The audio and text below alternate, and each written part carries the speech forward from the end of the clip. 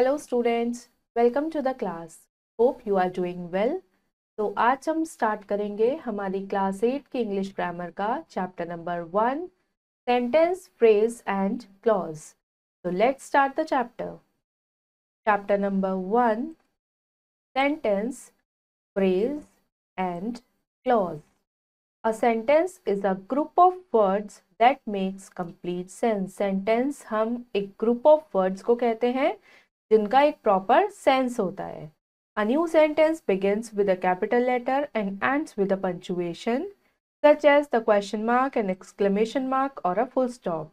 कोई भी नया सेंटेंस हमेशा कैपिटल लेटर से शुरू होता है और उसके एंड में पंचुएशन मार्क आता है, चाहे वो क्वेश्चन मार्क आए, चाहे एक्सक्लेमेशन मार्क आए और चाहे फुल स्टॉप आए. Examples: I hurt my leg, यहाँ पर मार्क ऑफ एक्सक्लेमेशन है लास्ट में.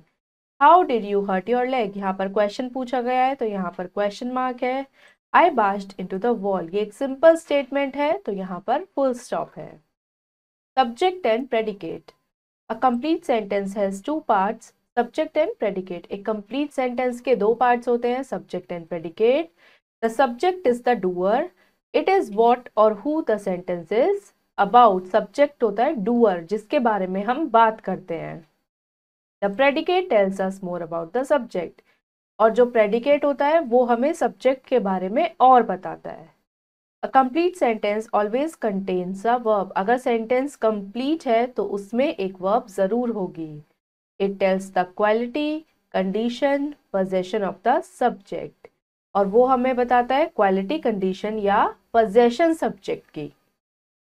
जैसे यहाँ पर Firozabad is famous for its glass bangles, ये एक सेंटेंस लिखा है. फिरोजाबाद यहाँ पर सब्जेक्ट है और is famous for its glass bangles यहाँ पर प्रेडिकेट है. इसी तरह Narendra Modi is the prime minister of India, Narendra Modi subject है और बाकी का part predicate. First, simple or incomplete sentences have intransitive verbs.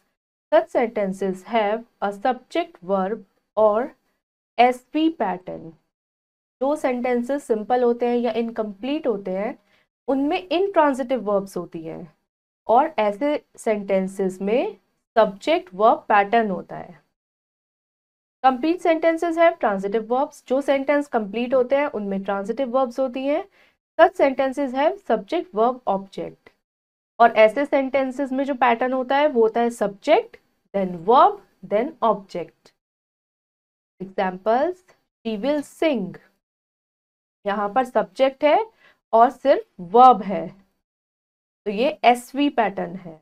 The birds flew away. ये भी SV पैटर्न है क्योंकि यहाँ पर ऑब्जेक्ट नहीं है. We wrote an essay. यहाँ पर सब्जेक्ट भी है, वर्ब भी है, ऑब्जेक्ट भी है तो ये SVO पैटर्न है. Tulsidas was a devotee of Lord Ram. यहाँ पर भी सब्जेक्ट, वर्ब, ऑब्जेक्ट पैटर्न है. Third, some sentences have a transitive verb and two objects. कुछ sentences में transitive verb होती है और दो objects होते हैं. In such a case, the indirect object is something that is given or done for the direct object. तो ऐसे केसेस में जो इनडायरेक्ट ऑब्जेक्ट हो जाता है वो कुछ ऐसी चीज होती है जो डायरेक्ट ऑब्जेक्ट के लिए हुई होती है. जैसे एग्जाम्पल है mother gave me a watch. तो यहाँ पर जो मी है वो तो इनडायरेक्ट ऑब्जेक्ट है और जो वॉच है, क्योंकि वॉच किसको दी गई है, मी को, तो ये डायरेक्ट ऑब्जेक्ट है. ऐसे ही लता sang a song for us, यहाँ पर डायरेक्ट ऑब्जेक्ट है सॉन्ग और इनडायरेक्ट ऑब्जेक्ट है us. Fourth, verbs that do not express action are called as linking verbs. वो verbs जो action express नहीं करती उन्हें हम linking verbs कहते हैं. Such verbs have a noun or a adjective as a subject complement. तो ऐसे verbs में noun या adjective होता है as a subject complement. They follow the pattern of, वो कौन सा पैटर्न फॉलो करते हैं, सब्जेक्ट, वर्ब, सब्जेक्ट, कॉम्प्लीमेंट. पहले subject, then verb, then subject complement, जिसे हम कहते हैं SVSC पैटर्न. एग्जाम्पल्स देखिए, Mrs Ankita is our class teacher. तो यहाँ पर नाउन एज सब्जेक्ट कॉम्प्लीमेंट है क्योंकि यहाँ पर जो लिंकिंग वर्ब है वो इज है और उसके बाद ये इंग्लिश टीचर है तो ये है noun as subject complement. Mrs Ankita is beautiful, यहाँ पर इज लिंकिंग वर्ब है, पहले सब्जेक्ट है, फिर लिंकिंग वर्ब है और फिर सब्जेक्ट कॉम्प्लीमेंट है ब्यूटीफुल। अब ब्यूटीफुल एक क्वालिटी है तो ये एडजेक्टिव है as subject complement. Fifth, the verbs that are transitive in a sentence are of the subject verb object object complement pattern। वो वर्ब जो ट्रांजिटिव होती हैं सेंटेंस में, उनमें कौन सा पैटर्न होता है? Subject, then verb, then object, then object complement, जिसे हम कहते हैं SVO OC पैटर्न। The object complement describe the object. जो ऑब्जेक्ट कॉम्प्लीमेंट होता है वो ऑब्जेक्ट को ही डिस्क्राइब करता है। Example, how can you hit me so hard. तो यहाँ पर ऑब्जेक्ट किया है हिट मी, तो यहाँ पर ऑब्जेक्ट को ही डिस्क्राइब किया है ऑब्जेक्ट कॉम्प्लीमेंट ने, हार्ड ने, कि कैसे मारा, हार्डली। तो ये हो गया adjective as object complement. Why did you call him a fool, ये हो गया noun as object complement. Now it's time to answer. First question है हमारा A, rearrange the words to make meaningful sentences, punctuate them correctly. यहाँ पर group of words given है जिन्हें आपको अरेंज करके एक मीनिंगफुल सेंटेंस फ्रेम करना है और उसमें जहां भी पंचुएशन मार्क्स की रिक्वायरमेंट है वो लगाने हैं। तो इसको हम कैसे अरेंज करेंगे? इससे क्या बन जाएगा? हैव यू, तो पहले हम हैव लिखेंगे और सेंटेंस का first letter capital. Have you seen my brother anywhere. और ये क्वेश्चन है तो लास्ट में क्वेश्चन मार्क, इसमें सारे वर्ड्स आ गए। Have you seen my brother anywhere. Second, these are not up to notes the mark. यहाँ पर दीज लिखेंगे पहले, दीज का H capital, these notes, these notes are not up to the mark। तो ये सिंपल स्टेटमेंट है तो last में फुल स्टॉप आ जाएगा। Third, there in her are and 4-5 bees butterflies jar।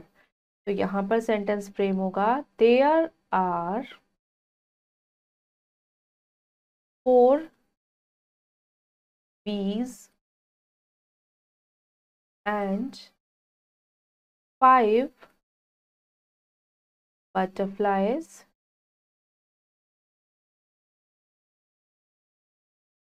in her jar। तो ये भी एक सिंपल सेंटेंस है, तो यहाँ पर भी लास्ट में full stop. Now fourth, Robinson on a live remote cruise island. तो यहाँ पर आ जाएगा, पहले ये नाम है तो ये आएगा रॉबिन्सन,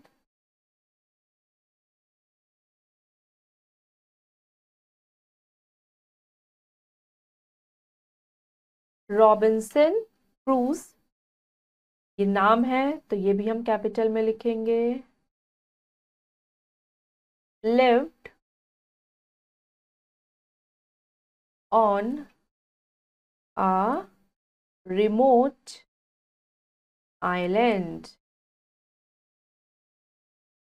तो इस तरीके से हम ग्रुप ऑफ वर्ड्स को एक मीनिंगफुल सेंटेंस में अरेंज करते हैं। तो इसके बाकी के पार्ट्स आप खुद ट्राई करेंगे। Now b question, circle the subject part in the following sentences. Subject क्या होता है? जिसके बारे में हम बात करते हैं। तो फर्स्ट है Vanshika is a well known singer. तो यहाँ पर हम वंशिका के बारे में बात कर रहे हैं तो वंशिका को सर्कल करेंगे, ये सब्जेक्ट है। Second, the girl who is wearing a yellow dress is my aunt's daughter. तो यहाँ पर हम जिस गर्ल के बारे में बात कर रहे हैं उसने येलो ड्रेस पहनी है, तो ये सारे के सारे वर्ड्स जो होंगे येलो ड्रेस तक, ये सभी सब्जेक्ट होंगे। Next, third, the bees are busy collecting nectar from the flowers. हम किसके बारे में बात कर रहे हैं? बीज के बारे में, तो द बीज होगा यहाँ पे subject. Fourth, those gentleman are a part of the jury. यहाँ पर हम दोज जेंटलमैन के बारे में बात कर रहे हैं तो ये सब्जेक्ट होगा। इसी तरह से बाकी के पार्ट्स आप खुद करेंगे। Now c question, underline the subject complement in the following cases. आपको सब्जेक्ट कॉम्प्लीमेंट अंडरलाइन करना है। जैसे यहाँ पर शिवी इज है, तो यहाँ पर सब्जेक्ट कॉम्प्लीमेंट क्या होगा? Happy child. Second, Arun can lift a car. Third, Nanu was my old granny's name. तो यहाँ पर होगा माई ओल्ड ग्रैनीज नेम। तो ये होंगे सब्जेक्ट कॉम्प्लीमेंट जो सब्जेक्ट को ही डिस्क्राइब कर रहे हैं। तो इसी तरह से बाकी के दोनों पार्ट्स आपको ट्राई करेंगे। Now next topic, kinds of sentence. Based on their meaning, sentences can be divided into 5 kinds. Sentences meaning के basis पर 5 kinds में divide होते हैं। First, assertive or declarative sentences. These sentences, also called as assertive sentences, are statements that express facts, actions, and happenings. They are of two kinds, affirmative and negative sentences. Declarative sentences ends with a full stop. Assertive sentences जो होते हैं वो statements होती हैं जिसमें हम कोई action, कोई फैक्ट या कोई हैपनिंग को एक्सप्रेस करते हैं। और ये दो टाइप के होते हैं, affirmative and negative. Declarative sentence के लास्ट में हमेशा फुल स्टॉप आता है। एग्जाम्पल देखिए, आई ईट पिज़्ज़ा एवरी वीकेंड। ये एफर्मेटिव है, पॉजिटिव है। आई डोंट ईट पिज़्ज़ा, ये नेगेटिव सेंटेंस है। Second, interrogative sentences. These sentences are questions. They begin with WH words or with an auxiliary helping verb. Questions that start with WH word ask for information and are answered by complete statements. Questions that begin with auxiliary verbs are answered with yes or no. Interrogative sentences होते हैं questions और ये ज़्यादातर WH word से शुरू होते हैं, जैसे what, whom, which, where, और ऑक्सिलरी वर्ब से भी शुरू होते हैं जो हेल्पिंग वर्ब्स होते हैं। तो वो क्वेश्चन जो WH वर्ड से शुरू होते हैं उनका आंसर जब हम देते हैं तो पूरी स्टेटमेंट में देते हैं, पूरे सेंटेंस में देते हैं। और जो क्वेश्चंस ऑक्सिलरी वर्ब से शुरू होते हैं उनका आंसर हम यस और नो में भी दे सकते हैं। All interrogative sentences end with a question mark. Interrogative sentences question mark से एंड होते हैं। Examples, don't you do your work, question पूछा है तो question mark. Where is your aunt right now. तो यहाँ पर पहले वाला क्वेश्चन तो ऑक्सिलरी वर्ब से शुरू हुआ है और दूसरा वाला WH वर्ड से।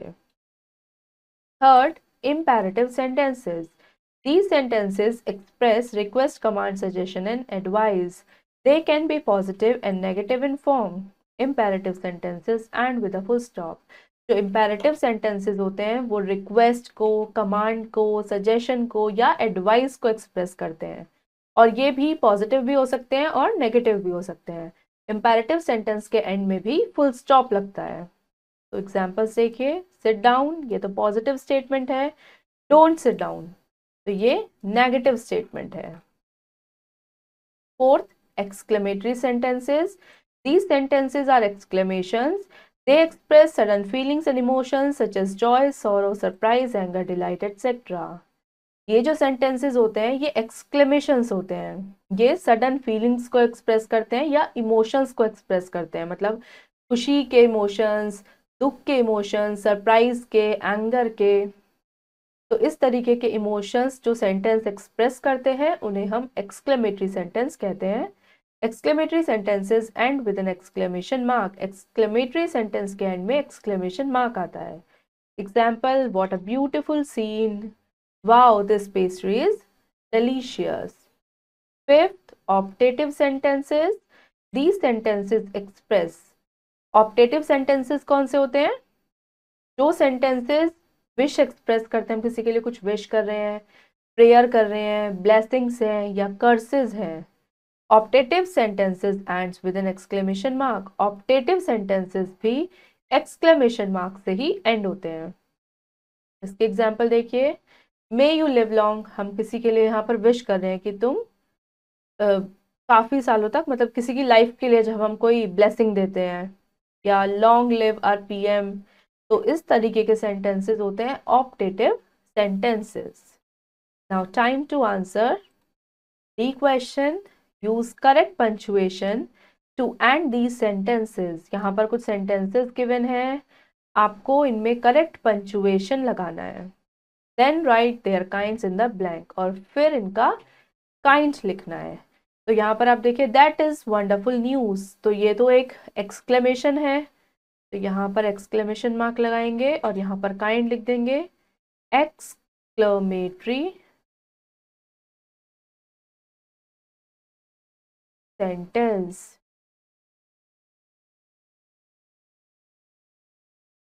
सेकेंड, हैज ही रिटर्न्ड, यहाँ पर एक क्वेश्चन पूछा गया है तो यहाँ क्वेश्चन मार्क लगाएंगे और यहाँ पर आ जाएगा interrogative sentence.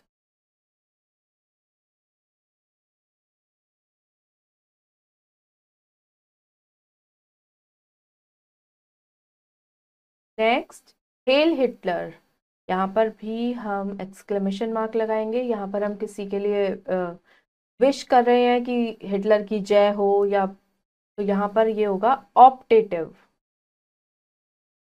Optative sentence. Next, put the books on the table, यहाँ पर हम एक कमांड दे रहे हैं, तो यहाँ पर एंड में आएगा फुल स्टॉप और ये होगा imperative sentence.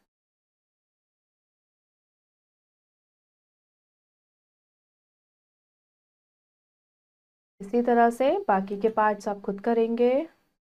Now e question, change the following sentences as directed. आपको कुछ सेंटेंसेस गिवन है और ब्रैकेट में जो लिखा है आपको उस फॉर्म में इस सेंटेंस को चेंज करना है। तो फर्स्ट है आ that was an eloquent speech, आपको इसे इंटेरोगेटिव बनाना है, तो आप क्या लिखोगे, वाज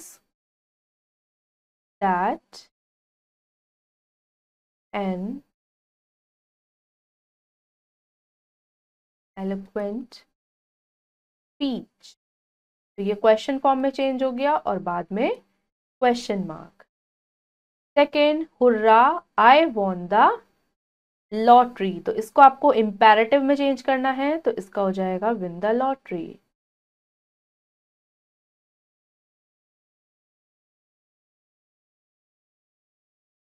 लास्ट में full stop. Third, it is not possible to scale the Everest, इसको आपको, ये नेगेटिव है इसमें नॉट है, आपको इसे एफर्मेटिव में चेंज करना है, मतलब पॉजिटिव बनाना है, तो आ जाएगा इट इज पॉसिबल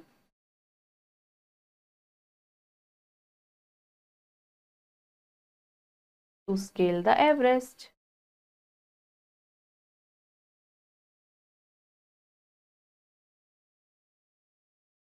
और लास्ट में full stop. Next, fourth, river Tapti does not flow through the states of South India, इसको भी आपको एफर्मेटिव में चेंज करना है, तो ये हो जाएगा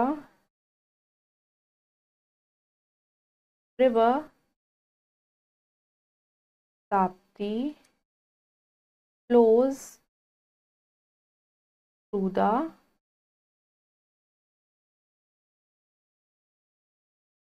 states of South India.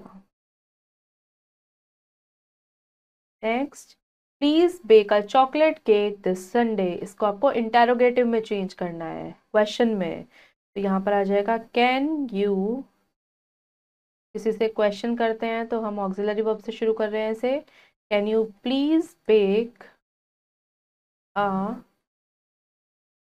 Chocolate cake this Sunday, और लास्ट में क्वेश्चन मार्क। इसी तरह से बाकी के पार्ट्स आप खुद करेंगे। Now f question, change the following affirmative sentences to negative and vice versa without changing the meaning. यहाँ पर आपको क्या करना है, एफर्मेटिव को नेगेटिव में चेंज करना है और नेगेटिव को एफर्मेटिव में चेंज करना है, पर सेंटेंस का मीनिंग चेंज नहीं होना चाहिए। तो फर्स्ट देखिए, Oliver twist is a wonderful book, Oliver twist एक अच्छी बुक है, तो हम अगर इसे नेगेटिव में भी लिखें तो मतलब यही आना चाहिए। तो कैसे लिखेंगे हम इसे, ऑलिवर ट्विस्ट, नेगेटिव के लिए हमें नॉट या नो लगाना पड़ेगा, तो Oliver twist is not a terrible book. तो अगर हम ये लिखते हैं कि ओलिवर ट्विस्ट एक टेरिबल बुक नहीं है, इसका मतलब कि वो एक वंडरफुल बुक है। तो अगर हमने सेंटेंस को नेगेटिव में भी लिखा है तो उसका मीनिंग चेंज नहीं हुआ। सेकंड देखते हैं, what she told you is the truth. तो इसको लिखेंगे हम what she told you is not a lie. तो पहले इसका ये वाला सेंटेंस देखिए कि जो उसने तुमसे कहा वो सच है। अब हमने इसे चेंज किया नेगेटिव में कि जो उसने तुमसे कहा वो झूठ नहीं है। तो झूठ नहीं है मतलब वो सच है। तो नेगेटिव में भी स्टेटमेंट का मीनिंग एकदम सेम है। These shirts are wet. तो यहां पर आ जाएगा these shirts are not dry. जैसे यहाँ पर है दीज शर्ट्स आर वेट, ये शर्ट्स गीली हैं, तो इसका नेगेटिव हो जाएगा these shirts are not dry, ये शर्ट सूखी नहीं है। तो सूखी नहीं है तो ऑब्वियसली गीली है। Fourth, my doll is a beautiful one. तो इसका आ जाएगा my doll is not an ugly one. यहाँ पर ये बोला है कि मेरी डॉल ब्यूटीफुल वन है, मतलब सुंदर है। तो यहाँ पर हमने अगर ये लिख दिया कि मेरी डॉल अगली नहीं है तो इसका मतलब सुंदर है। तो इसी तरह से बाकी के पार्ट्स आप खुद करेंगे। Now g question, rearrange each set of words to make meaningful sentence. यहाँ पर भी आपको कुछ सेट ऑफ वर्ड्स गिवन है जिन्हें आपको मीनिंगफुल सेंटेंस में चेंज करना है और उनका काइंड भी बताना है। First, a temple do you visit every month. तो यहाँ पर कैसे चेंज हो जाएगा, ये you do you visit a temple every month. क्या तुम हर महीने टेम्पल जाते हो, मंदिर जाते हो। तो यहाँ पर ये क्वेश्चन है तो क्वेश्चन मार्क, और ये सेंटेंस कौन सा हुआ, interrogative.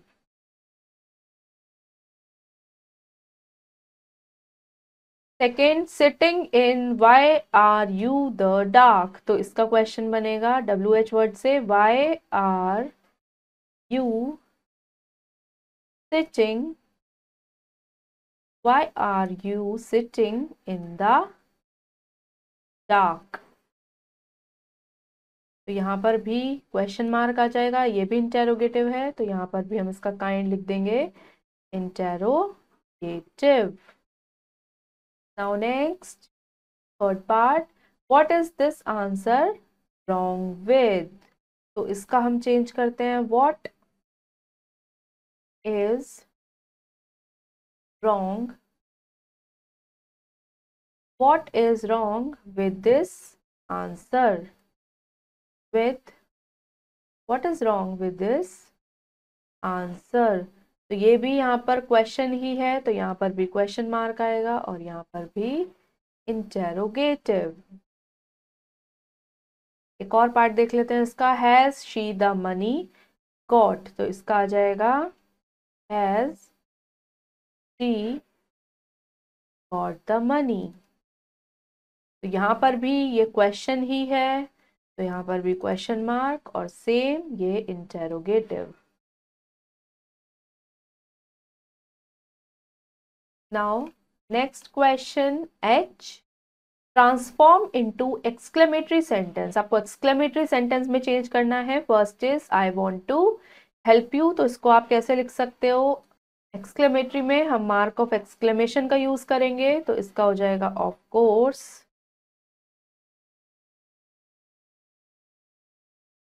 Of course I want to help you. तो ये हो गया एक्सक्लेमेटरी में change. I have got a bleeding wound. तो इसको आप कैसे लिख सकते हो, oh no I have got a bleeding wound. Oh no, I have got a bleeding wound. इसी तरह से बाकी के तीनों पार्ट्स आप खुद करेंगे. Now I change into assertive sentences. यहाँ पर आपको assertive में चेंज करना है. Long live India, तो इसमें आ जाएगा इंडिया. assertive में मतलब एक सिंपल स्टेटमेंट में लिखना है, तो इंडिया lives long. और लास्ट में full stop. Second, aha I love listening to a nightingale sing, तो इसको भी हम सिंपली ऐसे ही लिख देंगे, I love listening to a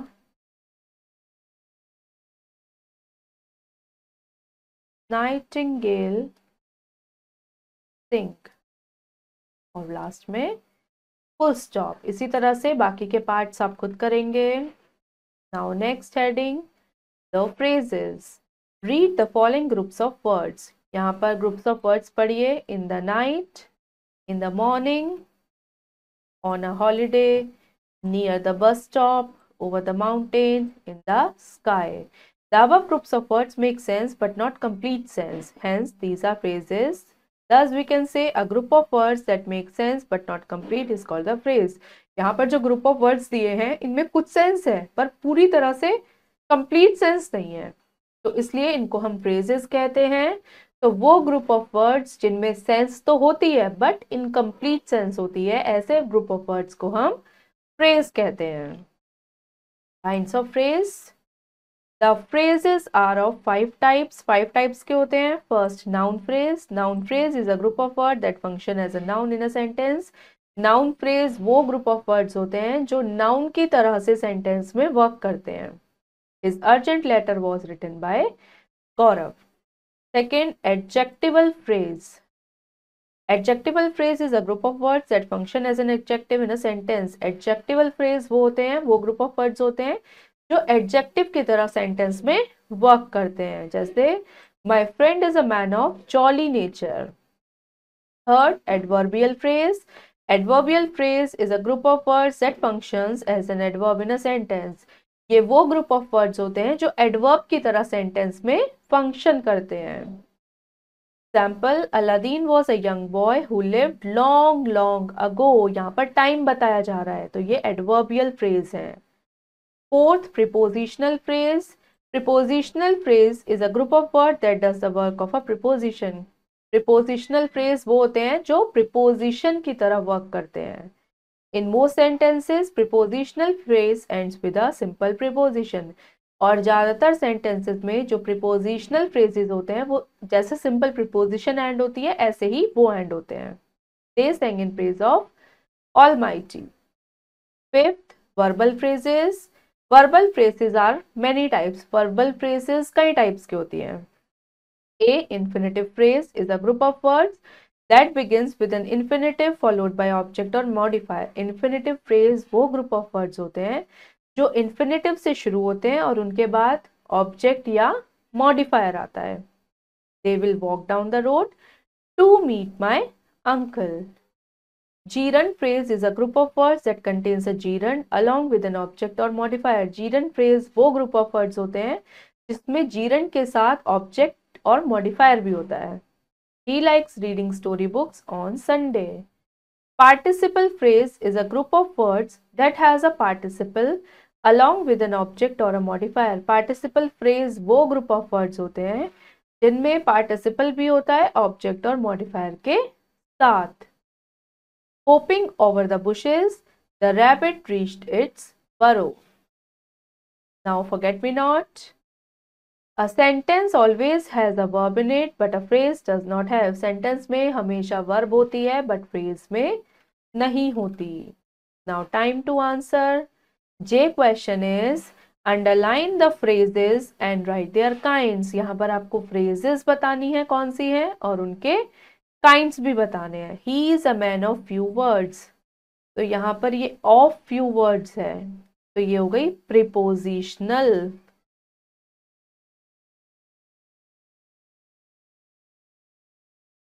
prepositional phrase. Second, his life is in danger. तो यहां पर भी ये हो गई prepositional phrase.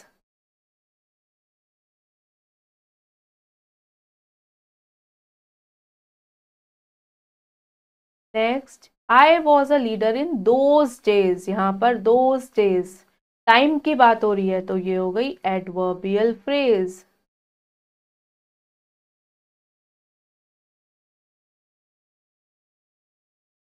इसी तरह से इसके बाकी के पार्ट्स आप खुद करेंगे. Now next heading, the clause. Read the following groups of words carefully. First, he is a man of great wealth. Second, he is a man who possesses great wealth. In the above sentences, the colored words perform the same function. यहाँ पर जो colored words हैं उनका function same है. They describe the noun man. ये दोनों ही colored words man को describe कर रहे हैं. We can easily identify the words of great wealth to be a phrase. तो हम easily बता सकते हैं कि जो of great wealth लिखा है ये तो phrase है. But what about the expression in colored words in sentence 2? But जो सेंटेंस 2 में कलर्ड वर्ड्स है, who possesses great wealth, this expression has a finite verb. इस एक्सप्रेशन में एक फाइनाइट वर्ब है possesses, and it also has a subject, और इसमें एक सब्जेक्ट भी है who.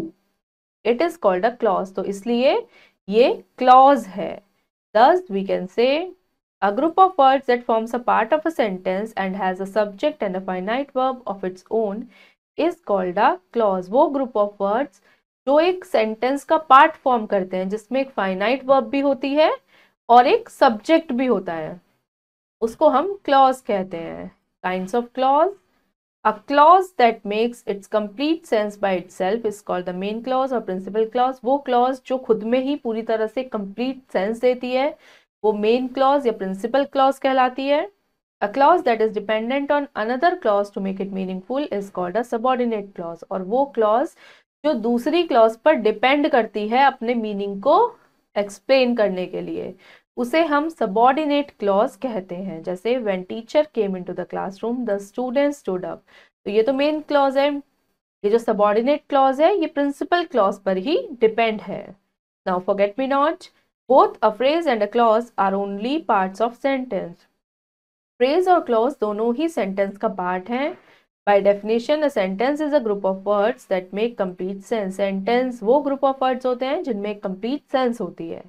A sentence must always contain one finite verb. Sentence में एक finite verb जरूर होती है. So this is how we can distinguish between a clause and a phrase. तो किस तरीके से हम distinguish करते हैं clause और phrase में? Phrase, no finite verb. Clause, one finite verb. A sentence at least one finite verb. मतलब sentence में ज़्यादा भी हो सकती है. If a sentence has only one finite verb in it, it means it is made up of only one clause. अगर एक sentence में सिर्फ एक ही finite verb है, इसका मतलब वो sentence एक ही clause से बना है. A sentence has many clauses in it as the finite verb it has. एक sentence में उतनी clauses होती हैं जितने उसमें finite verbs होते हैं. A phrase can never stand on its own. Phrase कभी भी मतलब अकेले यूज नहीं की जा सकती. A sentence can stand on its own. और एक sentence अपने आप में ही एक complete sentence होता है, एक complete statement होती है. A clause may or may not be able to stand on its own. और clause हो भी सकती है एक complete statement की तरह से और नहीं भी. If it does, it means that it is also a sentence. अगर clause भी एक पूरी तरह से कंप्लीट मीनिंग दे रहा है, में कंप्लीट सेंस दे रहा है, तो वो एक सेंटेंस ही होता है. इफ इट डज नॉट, अगर ऐसा नहीं है, it must be a part of longer sentence. तो इसका मतलब वो जो क्लॉज है वो एक लंबे सेंटेंस का छोटा सा पार्ट है, मेड अप ऑफ 2 और मोर क्लॉजेस. जिस लंबे सेंटेंस में 2 से ज्यादा क्लॉजेस हैं. नाउ के exercise. Identify the following group of words and write P for phrases, C for clauses and S for sentences. आपको बताना है कि इनमें से phrases क्या हैं, clauses क्या हैं और sentences क्या हैं. जैसे first है what a wonderful book, तो ये clause है. Next, the kites were flying above the clouds, ये तो एक complete sentence है, तो this is a sentence. Sentence के लिए S. through the door, ये बिल्कुल incomplete है, कोई इसकी complete sense नहीं है, तो ये phrase है. I am writing an interesting story, ये सेंटेंस है। लव फॉर पोएट्री, ये फ्रेज है। इसी तरह से बाकी के पार्ट्स आप खुद करेंगे। Now next heading, sentences based on structure. Structure के बेसिस पर सेंटेंसेस के types. Based on structure sentences can be divided into following types. Simple sentence होते हैं are sentences that convey one single thought. They contain a subject, a finite verb and an object. Simple sentence वो होते हैं जो एक single thought को express करते हैं। इनमें एक सब्जेक्ट होता है, एक फाइनाइट वर्ब और एक object. Example, Mohan is a fat boy, this is a coconut tree. Compound sentences are sentences that are made by joining two coordinate independent clauses of equal rank. Compound sentences वो sentences होते हैं जो दो coordinate clauses से जुड़े होते हैं, मतलब जिनमें दो coordinate clauses होती हैं और वो बिल्कुल independent होती हैं। We can also say that a compound sentence is made up of two independent sentence, मतलब compound sentence में दो independent sentences होते हैं। Example, I was late, but I did not hurry. She had finished the project, so she submitted it to the headmistress. I eat an apple and I drank some juice. यहाँ पर आप देखिए दो sentence है और दोनों ही यहाँ पर मतलब यहाँ पर दो क्लॉजेज हैं, I was late, I did not hurry, और ये दोनों ही एक दूसरे पर डिपेंड नहीं करते। तो ऐसे सेंटेंसेस होते हैं कंपाउंड सेंटेंस। नेक्स्ट आते हैं complex sentences are sentences that have a main clause called the principal clause and one or more subordinate clauses. The subordinate clause is dependent on the principal clause, hence this part of the sentence cannot stand by itself as a meaningful sentence. Complex sentences वो होते हैं जिसमें एक तो main clause होती है जिसे हम principal clause भी कहते हैं और एक से ज्यादा subordinate clauses भी होती हैं, और जो subordinate clause होती हैं वो प्रिंसिपल क्लॉज पर डिपेंड होती है, और जो सबऑर्डिनेट क्लॉज है उसे हम इंडिविजुअली एक सेंटेंस की तरह यूज नहीं कर सकते हैं। एग्जाम्पल देखिए, I was eating lunch when you called, तो यहाँ पर ये तो मेन क्लॉज है, सबऑर्डिनेट क्लॉज है व्हेन यू कॉल्ड, तो इसको हम अकेले कोई सेंटेंस या ये कुछ भी नहीं है, तो इसलिए ये जो सबऑर्डिनेट क्लॉज है ये डिपेंड करती है मेन क्लॉज पर। Now time to answer exercise. Read the following sentences and write them as simple, compound और complex। आपको बताना है कि ये जो sentences हैं ये simple हैं, compound है या complex है। First is we halted on the road for want of water। तो यहाँ पर ये जो sentence है ये complex है क्योंकि यहाँ पर जो subordinate clause है वो principal clause पर depend करती है, तो ये है complex। जैसे ये वाला तो हो गया यहाँ पे principal और ये हो गई सबऑर्डिनेट क्लॉज, तो ये वाला जो क्लॉज है ये इस पर डिपेंड करती है। Next, the sun rose and the sky brightened up. यहाँ पर दो अलग अलग सेंटेंस हैं, the sun rose, the sky brightened up, तो ये कंपाउंड सेंटेंस है। Next, I wrote a letter, ये सिंपल स्टेटमेंट है तो ये सिंपल है। Fourth, they solved the puzzle with ease, ये भी सिंपल है। ही इज क्वाइट हार्मलेस, ये भी सिंपल सेंटेंस है। Sixth, I am sure that she will win the award, तो ये भी एक कॉम्प्लेक्स सेंटेंस है। इसी तरह से बाकी के पार्ट्स आप खुद करेंगे। Now next heading, the sequence of tenses. The sequence of tenses is the principle according to which the tense of the verb in a subordinate clause follows the tense of the verb in the principal clause। जो sequence of tense है वो क्या है कि इसमें जो tense of the verb subordinate clause में है वही टेंस ऑफ द वर्ब, मतलब जो tense of the verb principal clause में है वही फॉलो होगी सबऑर्डिनेट क्लॉज में। There are two main rules about the sequence of tense. Sequence of tense के दो मेन रूल्स हैं। रूल 1 है, a past tense in the principal clause is followed by a past tense in the subordinate clause। अगर principal clause में past tense है तो subordinate clause में भी पास्ट टेंस होगा। एग्जाम्पल देखिए, Bhumi replied that she had no money with her, यहाँ replied है पास्ट है तो यहाँ पर भी हैड है। They found that he was dishonest, Dev passed because he worked hard. Harsha worked hard that he might get rich. अब इसके कुछ एक्सेप्शंस भी हैं. There are however two exceptions to this rule. इस रूल के दो exceptions हैं. पहला है the past tense in the principal clause can be followed by a present tense in the subordinate clause when the subordinate clause expresses some universal truth. अगर principal clause past tense में है और उसके बाद जो subordinate clause है वो एक universal truth है, तो वो फिर present में आएगा. जैसे he said that all men are mortal. तो ये एक universal truth है, तो इसलिए यहाँ पर said तो था पर यहाँ पर was नहीं आया, यहाँ पर are आया. Father taught us that honesty is the best policy. यहाँ पर honesty was नहीं आएगा, honesty is, ये present में ही रहेगा क्योंकि ये universal truth है. He said that God is love. Newton discovered that gravitational makes apples fall. अब इसका second exception क्या है? When the subordinate clause is introduced by the conjunction then. अगर subordinate clause के शुरू में then आ जाता है. Even if there is past tense in the principal clause, चाहे principal clause में past tense ही क्यों ना हो, it may be followed by any tense in the subordinate clause. तो फिर subordinate clause में कोई भी tense आ सकता है. जैसे example है she liked him better than she likes you. यहाँ पर liked है पर यहाँ then आ गया तो इसलिए यहाँ पर tense change हो गया. He helped us more than he helps his own children. अब इसका rule 2 क्या है? A present or future tense in the principal clause may be followed by any tense.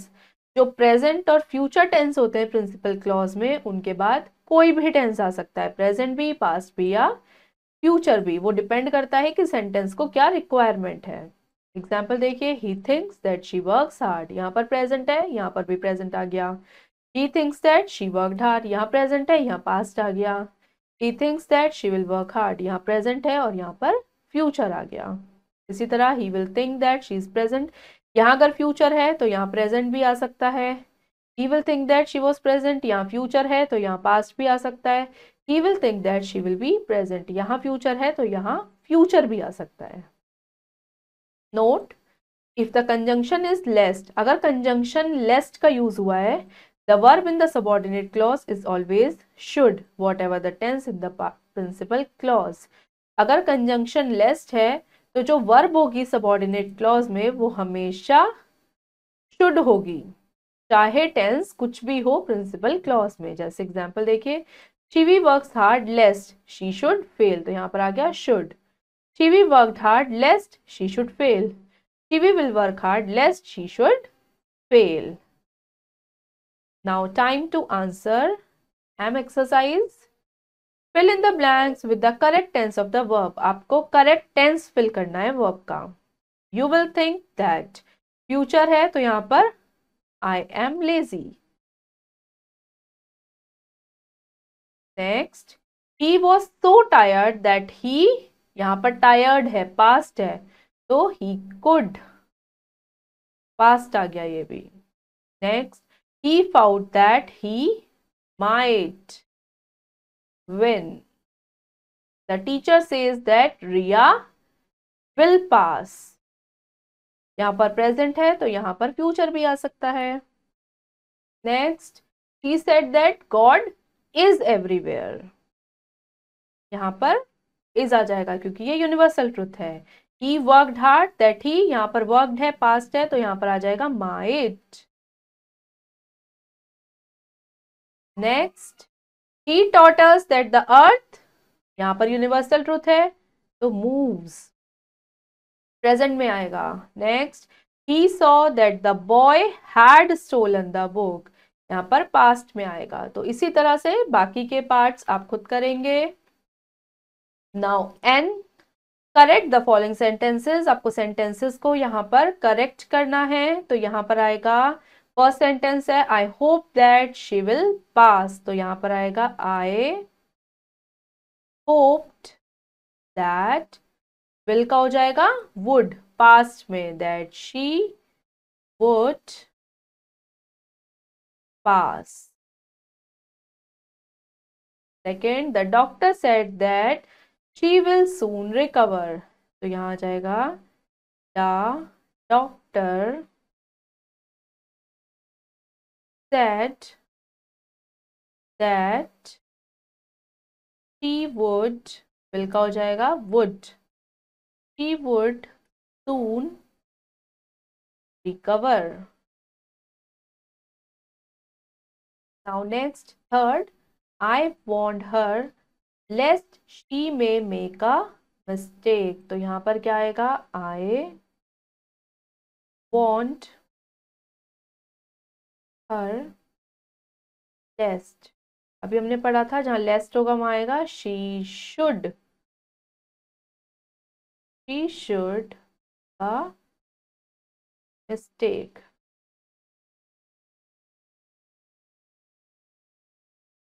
Next, he said that the sun rose in the east, ये universal truth है तो यहाँ rose नहीं आएगा, तो यहाँ आएगा